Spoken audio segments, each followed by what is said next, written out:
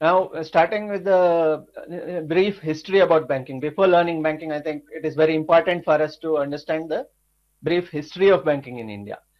Banking basically can be subdivided into three phases in India. The first bank started off in 1786, as that was established in 1786. General Bank of India it was called. Then Bank of Bengal came into the picture in 1809. Bank of Bombay was formed in 1840. Bank of Madras was formed in 1843. All these three were amalgamated, and Imperial Bank of India was formed in 1920. The basic understanding is this: all these banks were formed by foreigners only. And since at that time India was under British rule, all these banks were formed by foreigners, not Indians. Most of them were from England.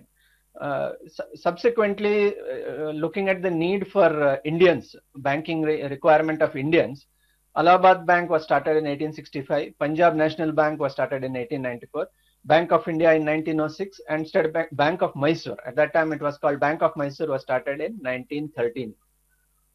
To monitor all these banks, RBI was formed in 1935. So this is basically the history of banking. It was the banking system was what I would call it as a very archaic and old kind of banking system was running at that time. All the modern facilities were not available. Uh, Basics of banking like borrowing money and lending, it was more like the unorganized sector right now.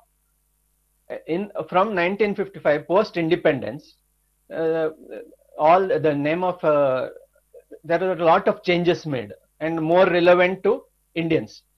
The more banking was made more relevant to Indians.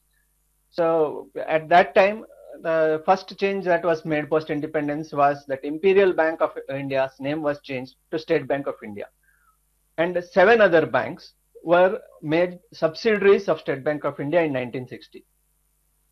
Indira Gandhi, when she came into power, she nationalized 14 major commercial banks. Nationalization, the reason behind nationalization was that it was made more user friendly. The banks were supposed to be more user friendly, and sector wise importance was to be given.